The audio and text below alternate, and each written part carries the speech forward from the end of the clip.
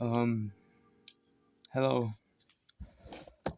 my elders, my Hebrew family. Um, I'm trying to get this lighting right. So, this video was originally intended for elder brother Dishawn Whitehead, but after seeing elder Judah Yahsharell's video about him not being able to go and save everyone, and I say save because everyone expects him to just go to their house and pick him up and take him to his land, and that's not realistic. Okay, I shouldn't have experienced this, and we're gonna refer to us from California as me and my companion. Me and my companion were the youngest one there. I was 20 at the time. I'm still 20. She was 19, and now she's 20. I'm about to be 21 this month. Not that it matters. It's for context, right? And this was my journey to fleeing Babylon. Okay, I've written it down, and the experience was so stressful that it didn't hit me until it still is hitting me.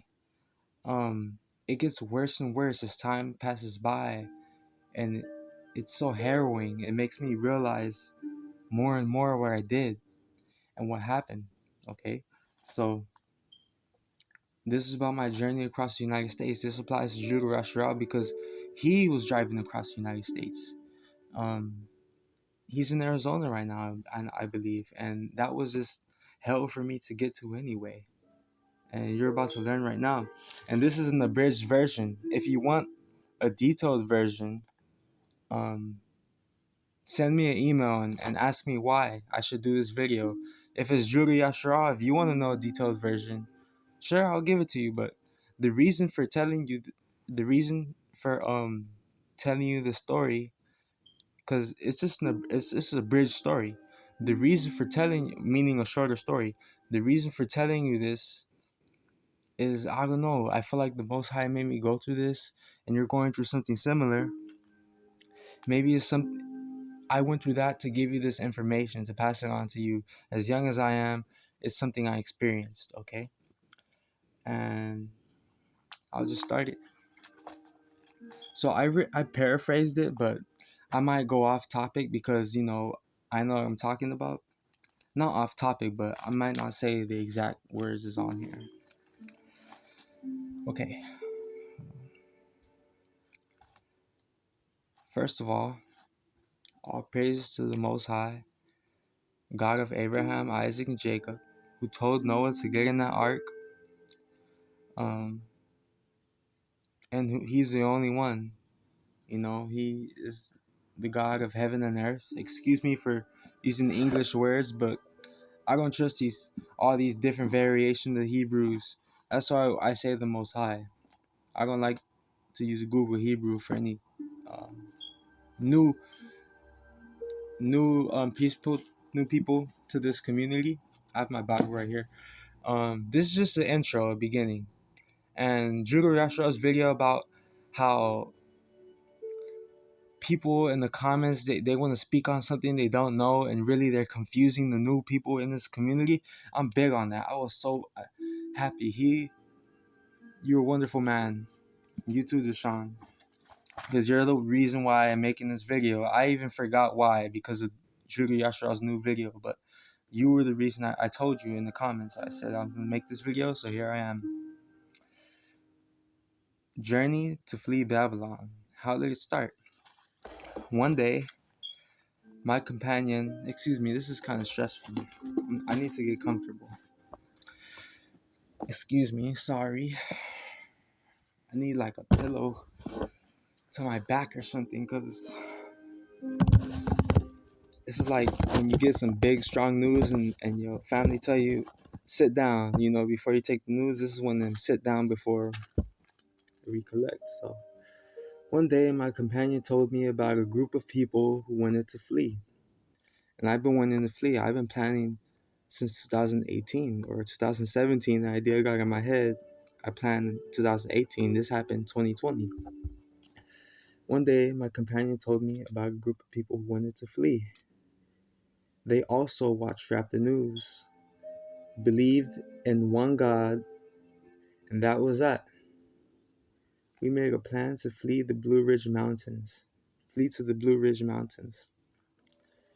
And the Blue Ridge Mountains is this wilderness that spans across 8 states. So we felt like we could disappear, right? Um, there was us, me and my companion from California, a family from Illinois. It was 2 brothers, a baby, and a wife. Um, a brother in Pennsylvania, a lone brother, and a couple in North Carolina, and they were the ones spearheading this operation. They were the ones who seemed to be the leaders. I got thrown in this group chat. My companion met them, so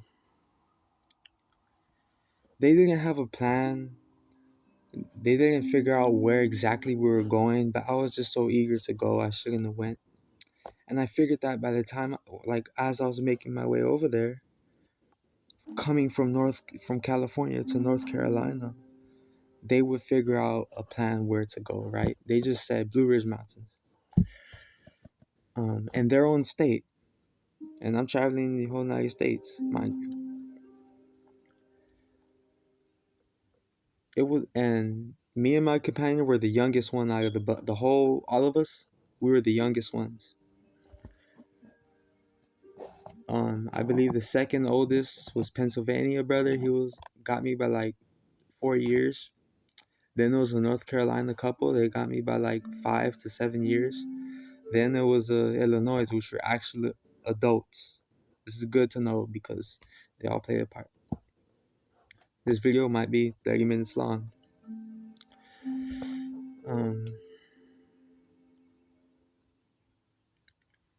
It was tough leaving. We thought we would see our family for the last time. It was so heart-wrenching. We still did it because we didn't want to get stuck in the city. I remember the last time I thought I saw my father, I just waved to him. He was coming home from work. We usually don't interact, and it was so sad. I didn't hug him. Nothing. I would have just disappeared that day. I felt what it felt like to see your family for the last time. I really thought it was. And so did she, but she actually told her family. And they let her go. I was telling her, don't think I was so reckless about it.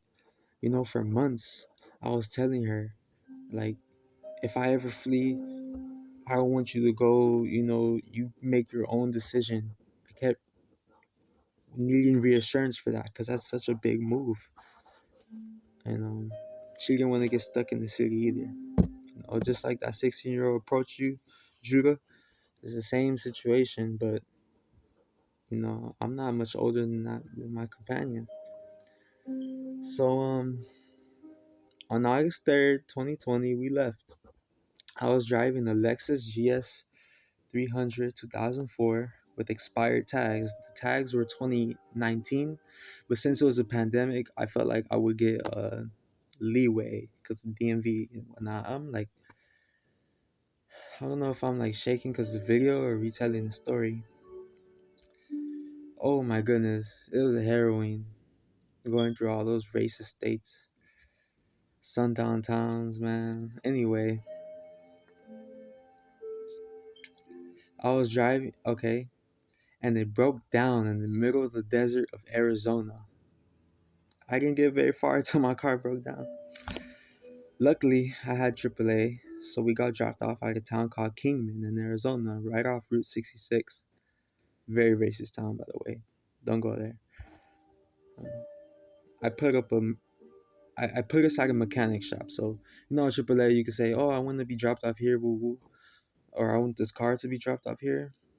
We went in we were prepared to walk all the way there, but the tow truck man let us in the car. And I put us at this mechanic shop. I was researching mechanic shops in Kingman, and that one seemed to be the cheapest. It was like affordable RV and car repair or something like that. So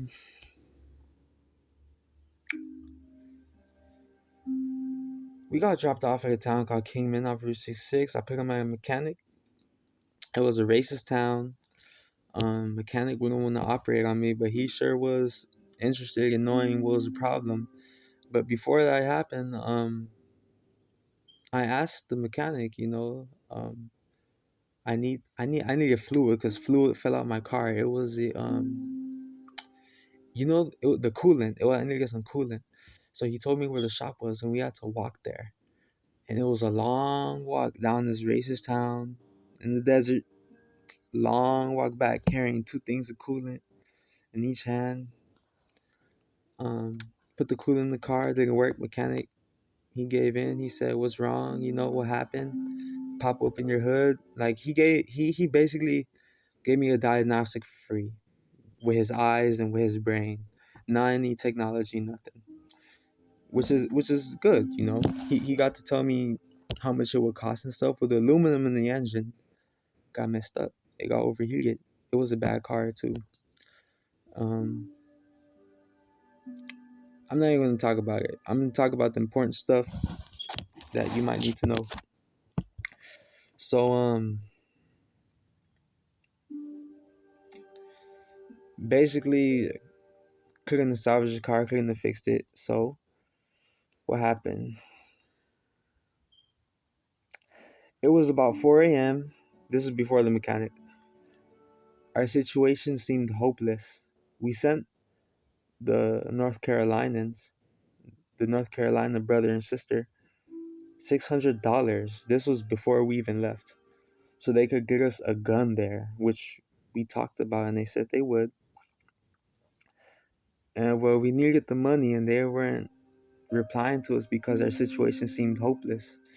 I didn't just straight up asking for the money at all. I never did. I told them that if I needed it, I would ask, but I never asked because I'm a person that's very honest and try to do things on my own without help. If I can do it without help, I will. So that's what I did. But I kept messaging them. Our situation was seeming hopeless. It was bad news right after one another, and they just stopped replying to us. Well, the brothers in Illinois didn't. They guided me through the situation. They were vessels for the Most High. But the family in Illinois guided us through. My gut feeling was telling me to go home. But now I had a U-Haul. I could go home with my belongings apart from my vehicle, or I could continue on to North Carolina, and that's what I did. So now that our situation didn't seem hopeless again, the folks in North Carolina were talking to us again. They were excited. We were checking in. I was checking in with both Illinois and North Carolina along the way, and they were both giving me advice. Illinois mostly, but North Carolina did do nice things.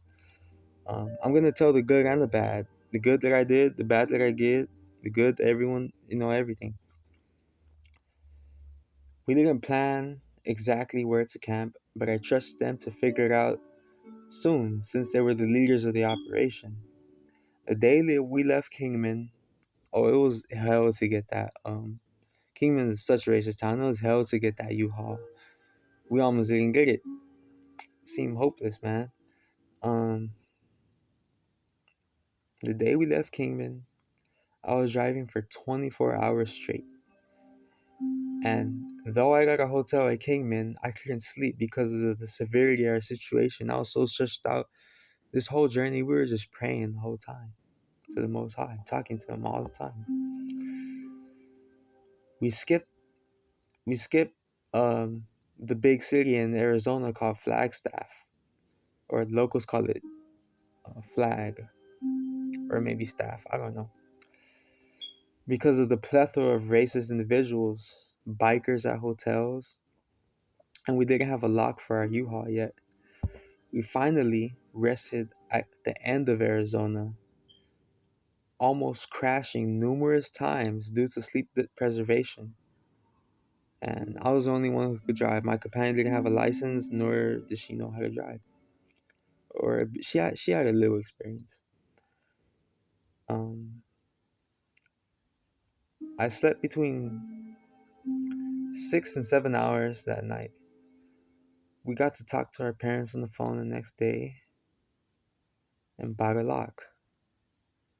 We had to pray and trust that no one would steal our belongings that night. Because all the places we went in Flagstaff was sketchy and everyone was giving us dirty looks. Racist. Bikers. Once we reached New Mexico, which was a pleasant state, we saw that Texas was a racist place full of sundown towns. The folks in North Carolina even called us to warn us. We already figured it out by the time they called us, but it was nice that they called us.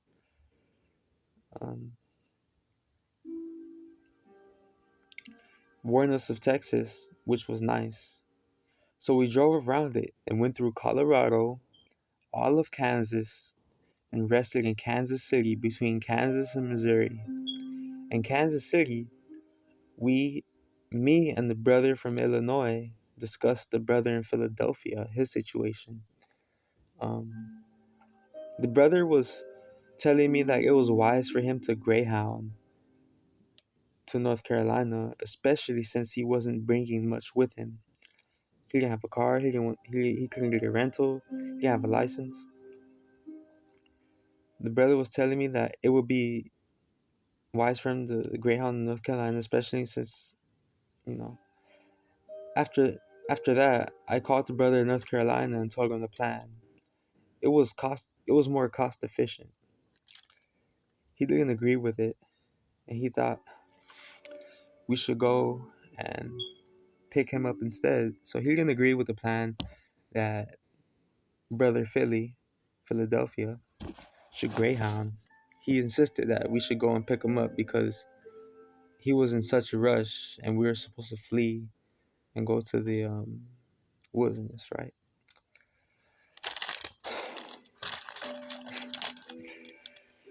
The next day we drove to Missouri, Illinois, Indiana, Kentucky, a bit of Ohio, West Virginia, and finally North Carolina because we were being rushed. So we drove a total of 1,220 miles, or I drove, in 22 hours, non-stop. My companion couldn't drive, so I was the only one driving the whole way. My arm felt weird. I could feel the ligaments, and I thought it was going to fall off. We got to their town. I'm not telling you the whole experience. I'm just telling you the important part for you, Judah. All of Judah. All of the Israelites. And I'm not going to badmouth anyone. That's why I'm not saying names, nothing. This is experience to learn from.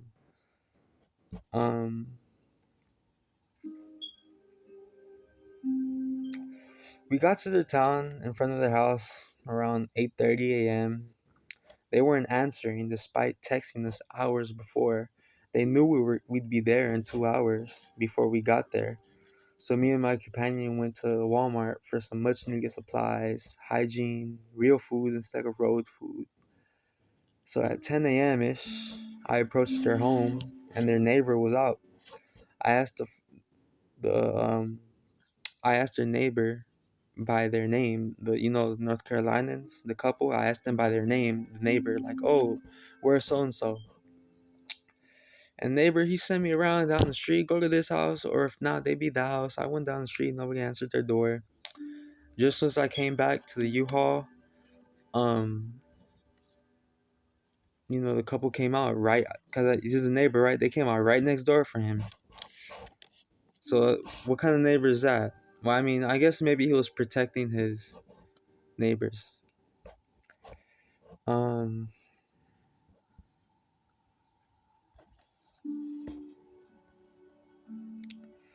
So just as I was gonna get back in the U-Haul, he came right out the door. He welcomed me in and my companion, and we washed our clothes in their washing machine. As saying that we didn't get no sleep. Remind you, drove 1,220 miles, 22 hours straight till I got there. It was 22 hours once we got there at 8:30. It marked 22 hours. Um, so we went to Papa John's at 3:30 p.m. We ate briefly at home, their home. Then he wanted to go to the gun store. It was very hot that day, and I hadn't slept or showered since I was in Kansas City. Since I was in Kansas City, I haven't slept or showered. Neither did my companion. Yet, he wanted us to go to the gun store. In this hot car, wait y'all.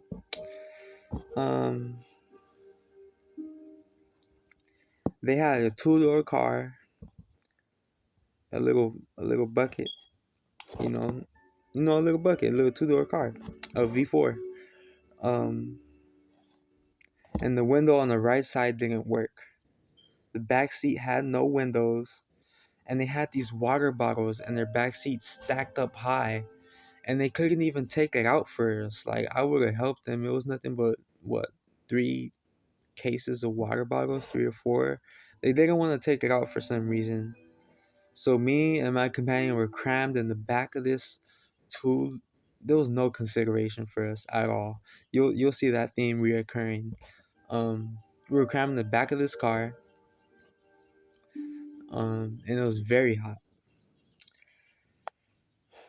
and the windows were not down.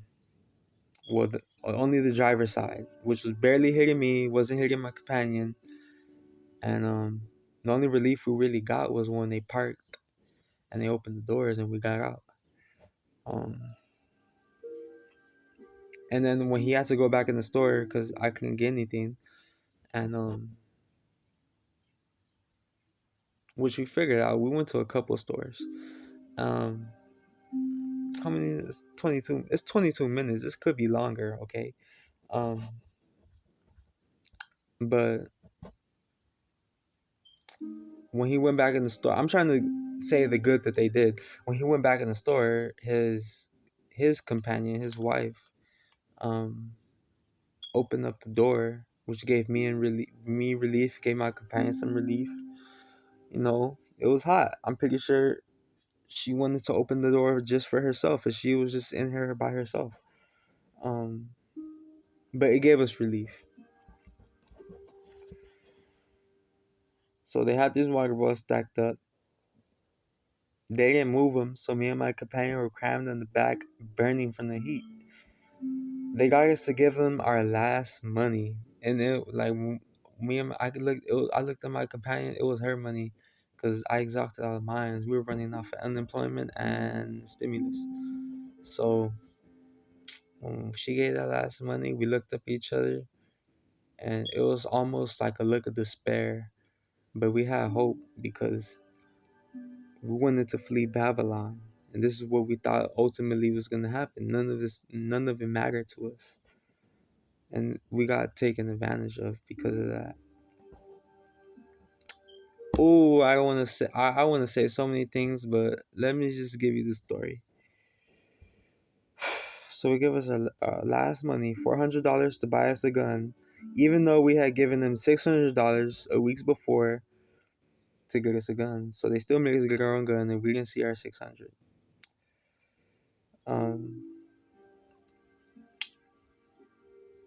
The male used that money to buy himself a nice rifle chambered in 223. It's basically like a 308 round, or like a big 5.56, like a big round. It's not five. It's bigger than 5.56. It's an assault rifle. He had a semi, and he got us a 22 long rifle, and his wife won too. He got her a 22 long rifle, and they had their own money as well, but they used our 600 for the 600 we sent them. We didn't see a cent of it. Only thing we saw was a 400 we gave them right then and there.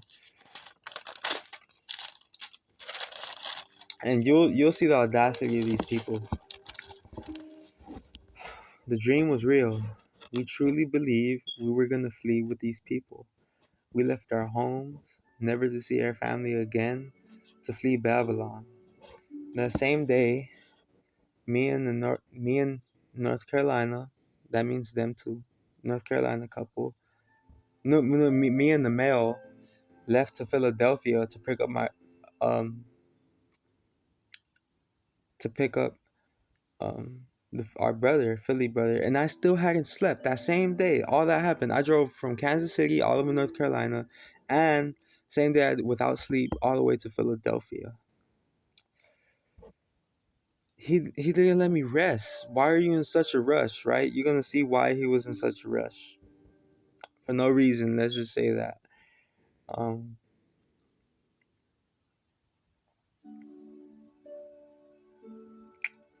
Same day, this is Rapthenews even made a video on this event that happened. Um we left to Philadelphia. North Carolina, male, he brought his guns.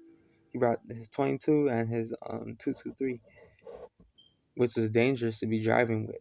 But hey, it was protection, in case SHTF, I guess. But that day, there was a huge lightning storm. It lit up the whole sky. It was like nothing that they ever saw. Because we didn't see it. We were already leaving. But they seen it. They said it was nothing like they ever saw a lightning storm hit up the whole sky. And it was an earthquake in North Carolina, which haven't happened in over 100 years. And it was in their particular city it happened.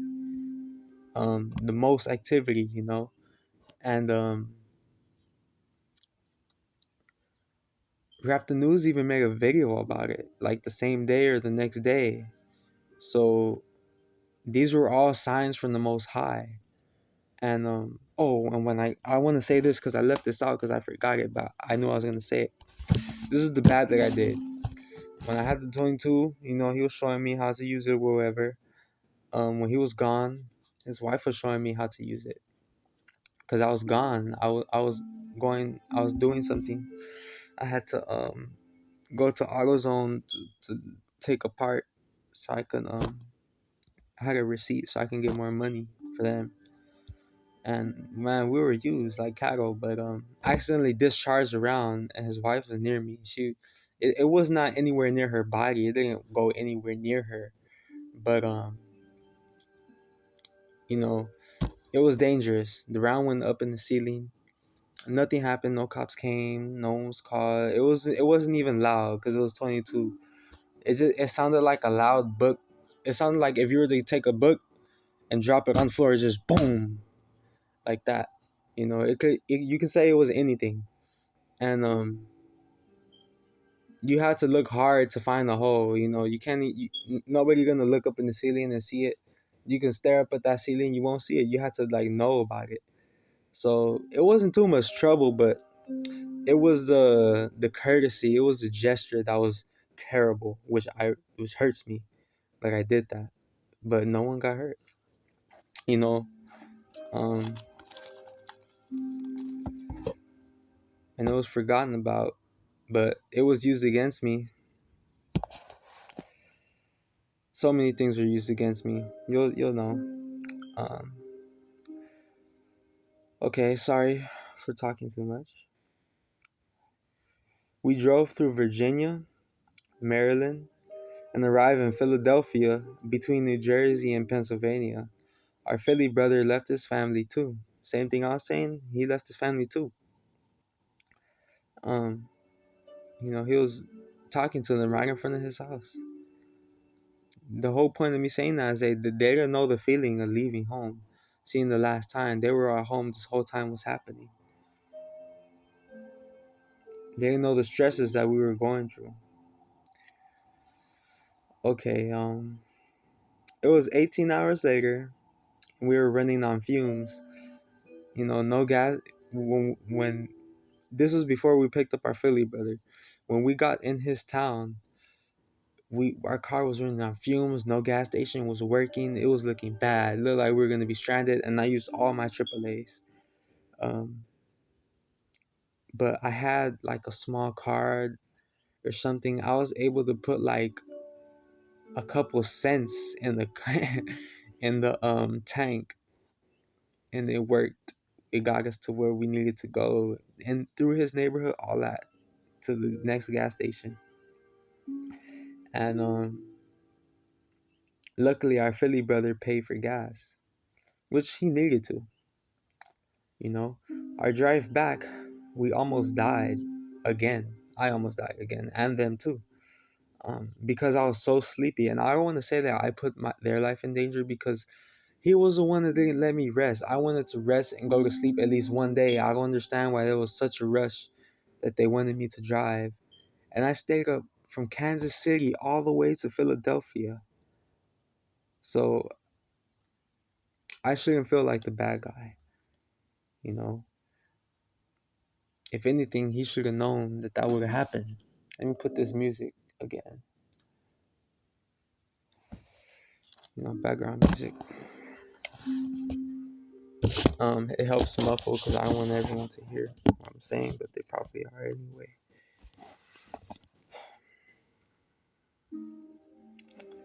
Our drive back, I almost died because I was so sleepy and the only one who could drive. I kept telling the North Carolina brother to drive, but he didn't want to. He wanted us to go to sleep because he stayed up, because he was in passenger and it was a long drive, like 400 miles, which is like 4 hours, 4 to 6 hours, depending on traffic. Maybe it really took us like 8 hours though. And he was sleepy, but I stayed up from like more than 22 hours, close to 2 days, between 30 something hours, you know. And so when we almost died, he was like, okay, I'm gonna drive. And he was upset at me, which I can understand, because you almost saw yourself die.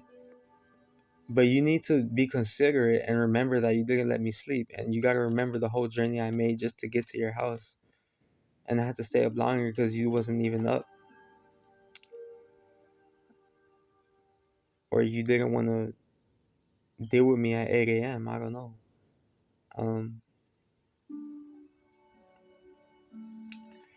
So I almost crashed, and it scared him into driving instead of sleeping. I stayed up a bit to see. I stayed up a bit, you know, to see if he would drive correctly, because it was his first time driving. Essentially, I was teaching him how to drive, but it was a good place. It was just on a long highway, no one there.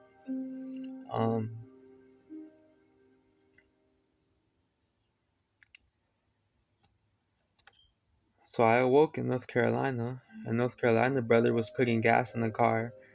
It was just outside of North Carolina, but we were in it.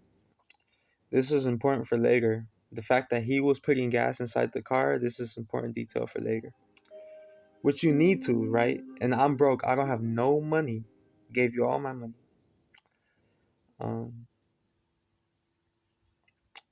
We got to his hometown, and he was taking the U-Haul for his joyride. The U-Haul has a speed cap at 80 miles per hour, just like UPS trucks.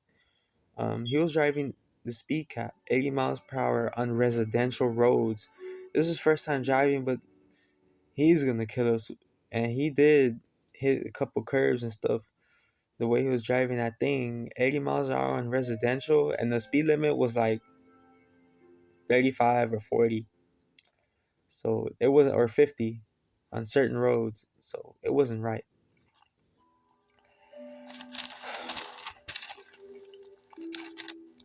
Hope this uploads to YouTube. I could split it if not.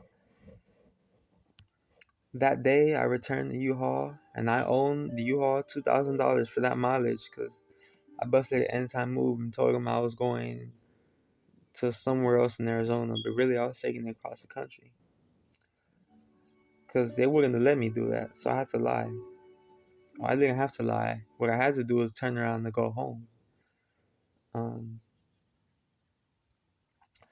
No matter, because I was fleeing Babylon.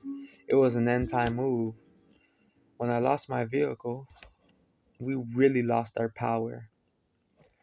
We were at the mercy of our hosts, truly at the mercy of the Most High, as we are every second of our lives.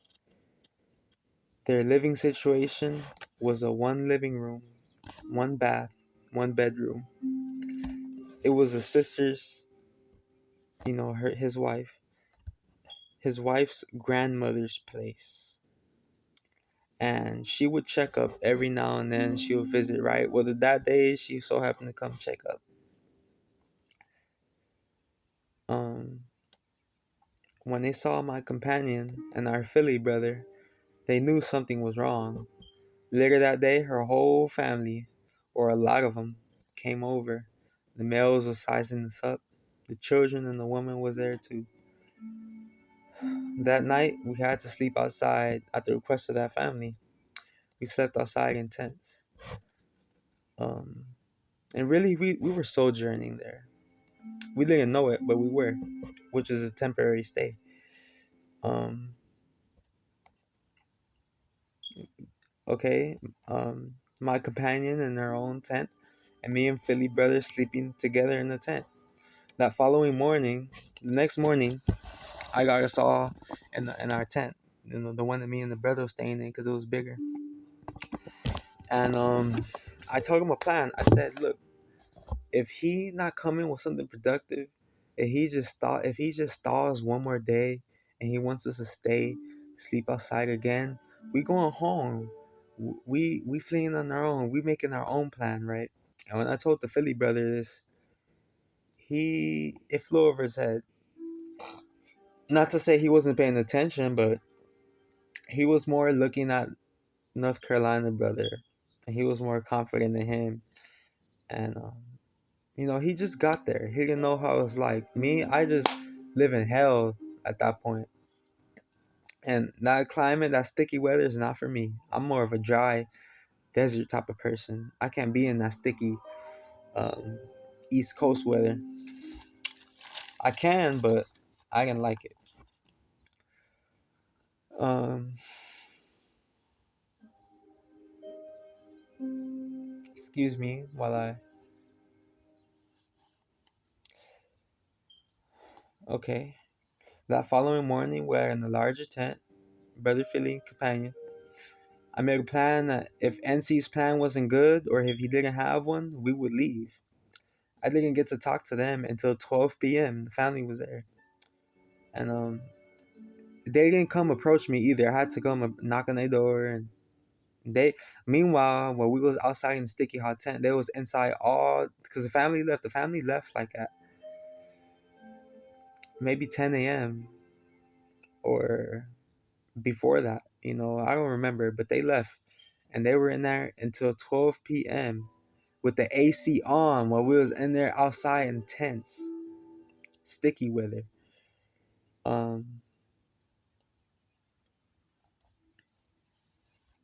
it was raining. It was gonna be a big storm. So their grandmother spoke up, because they came again. They came again afterwards. Because after I spoke to him at 12 p.m., we still were outside in the tent. They still wouldn't let us inside. They wanted us to stay outside forever.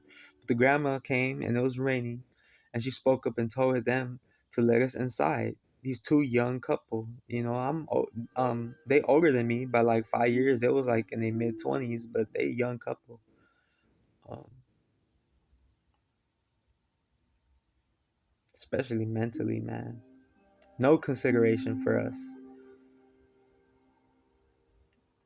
Okay. North Carolina's plan was, his plan. He wanted us to go at a lake. It was like a wilderness lake, and he wanted us to camp there until it was time for us to flee, which is when, who knows, the Most High knows when, because he didn't even have a plan. Remember, he never formed a plan. They never formed a plan. And I'm leaving certain details out, but on the paper, but I'm telling you this. That night we did have a dinner there, and we went shopping. He was on, like, at first I was offended, but now I'm glad. Like, I'm not offended, but it was more of a dangerous situation. I don't know what they're planning on doing with us, man. But when we were in the grocery store buying everything, um, to cook dinner. And I can cook good dinner. Like, they wanted salmon and chicken, and I wanted pasta. Me and my companion decided on pasta. And when I was making the pasta, um, I mean, it is their house, but the wife, she just, I did most of the heavy lifting. And the time it was added to make the food taste good, she cut in. And the food did come out good still, but I could have did way better. Uh, Especially, like, I wanted to get made a certain way. It's my specialty, too. And it was just so rude. And then I bought expensive pasta sauce. Well, they bought it with their food stamps, but they told me to make it. And they and I get the expensive pasta sauce. It's like $8, or the one I got there was like $5. Because things was cheaper on the East Coast, but she didn't use that sauce, and that sauce would have made it so delicious. She used this big jar of $2 Prego sauce. That's bad for your body, and it's just not. It's such a waste. That meal could have been way better, and it was just such a cheap move. Um, that personally got to me. That's may not be nothing big, but personally, that was some bad. And I did most of the heavy cooking. I did most of the heavy lifting for all this crap, man.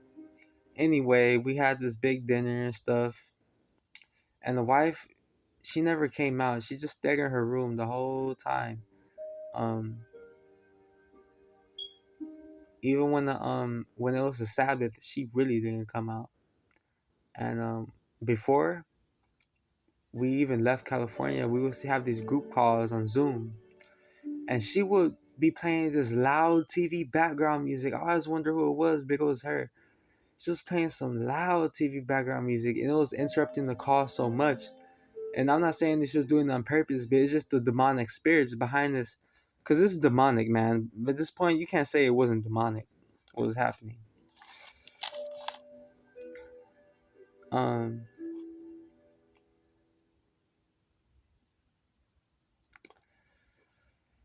okay, after the dinner, I took a shower, and I was listening to the Rapthenews video, one of his old classic videos where he smashes hard on his lessons. He still do, but ain't none like them classic Rapthenews is.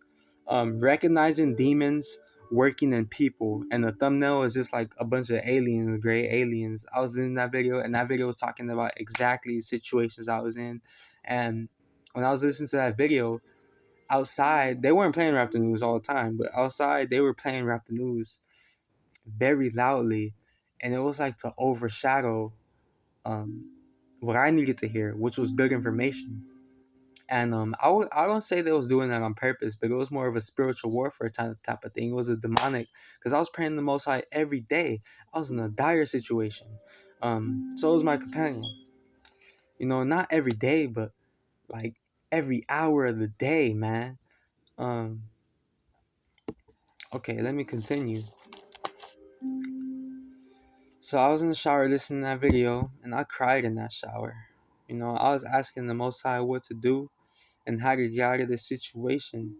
Then I got a call from Illinois brother. He instructed me to get out, and he told me that was his last call. He said if I didn't listen, he was just gonna give up on me. He told me to get out. He told me make an end time move, get out. That's not a good situation. I told him everything happened so far. He said that's not good. Get out. And North Carolina brother, he did not like Illinois brother.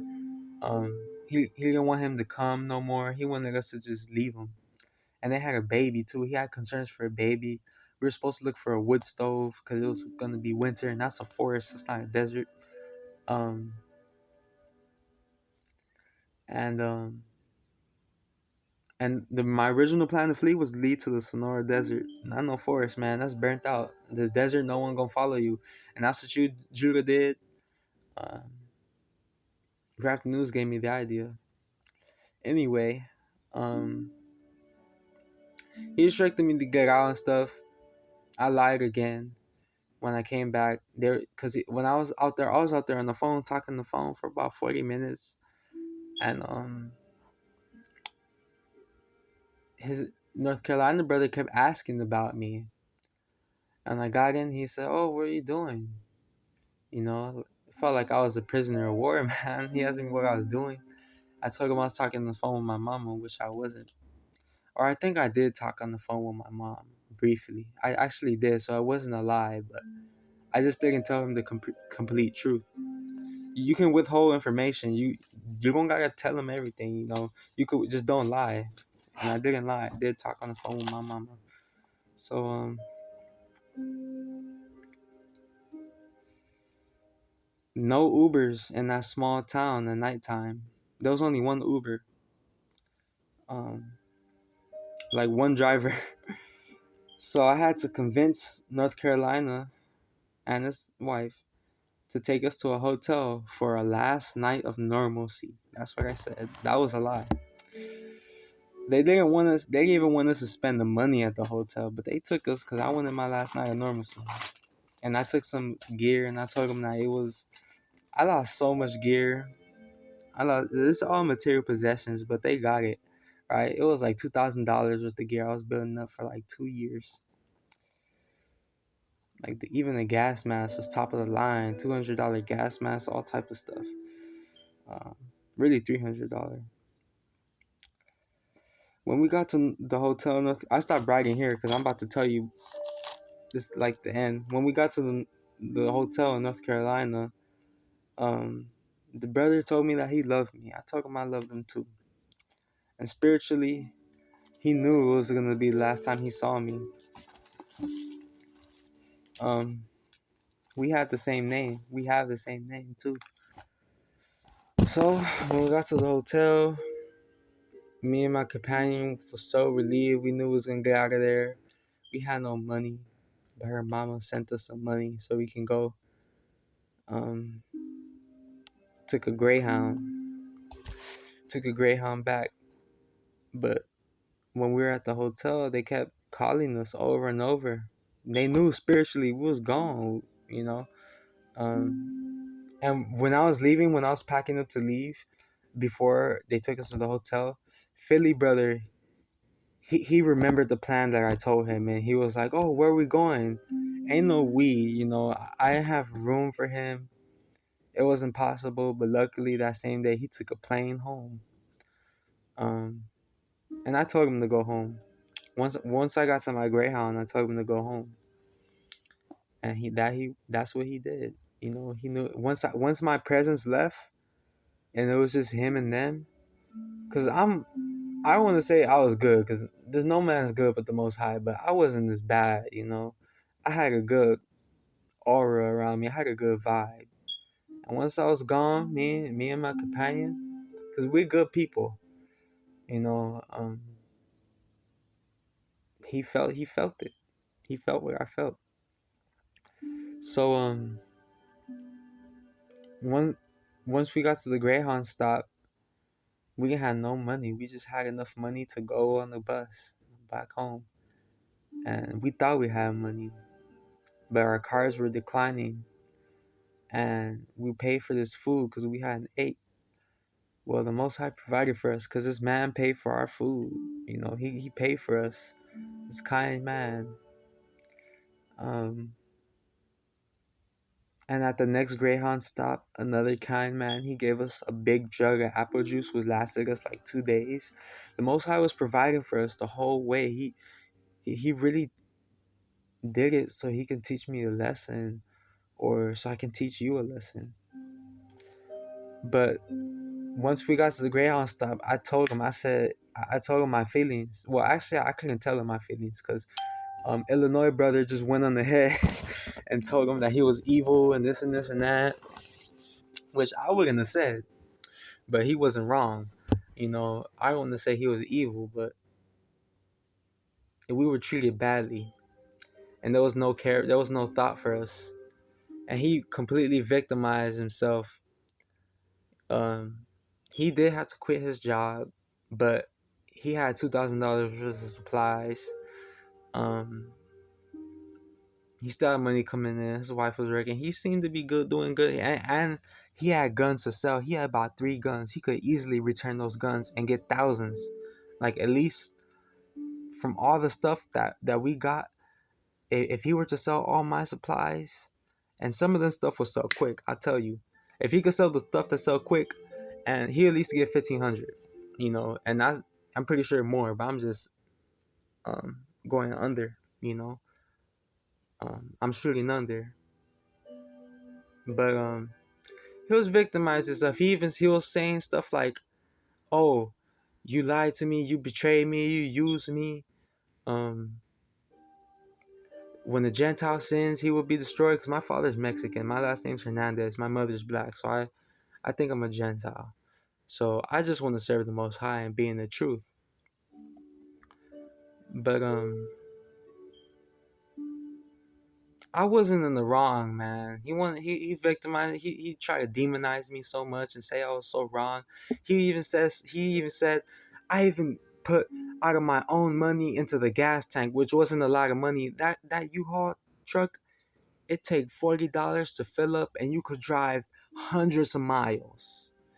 I don't know. He didn't even have to put 400.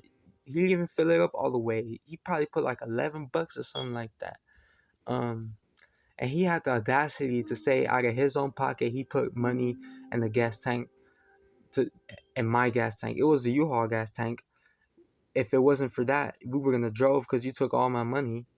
Like, and he tried to say I was the worst person in the world and all that, when I had the world to lose and he had everything to gain. And I didn't cuss at him.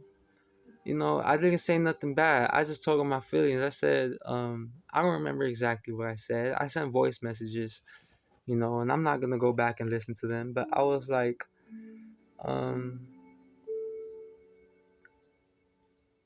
what did I say?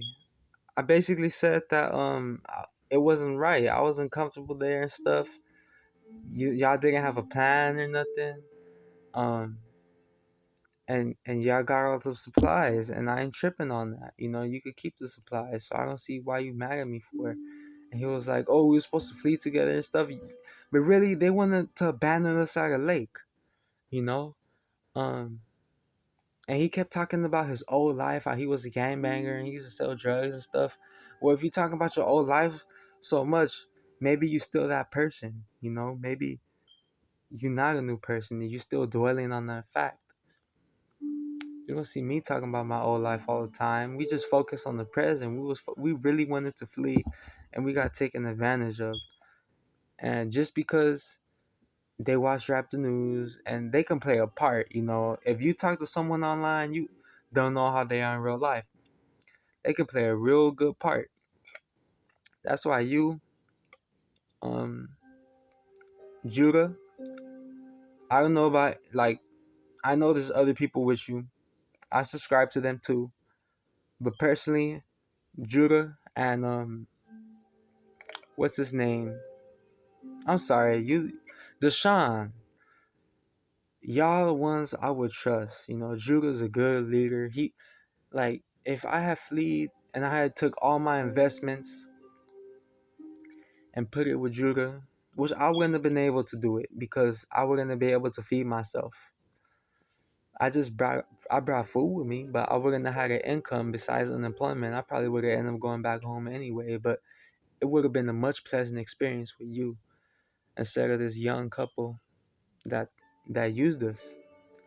And when I told him about this, when he was venting to me what he didn't like, I told him that we gave you $600 so you can give us a gun. And I did tell him, I told him you can use that money if you really have to, but really it's for us to get a gun, And I told him that. I even said that last part, really is for you to get us a gun. And you know what he said? He felt bad. You can tell he felt bad. He said, well, you said we could use that money anyway.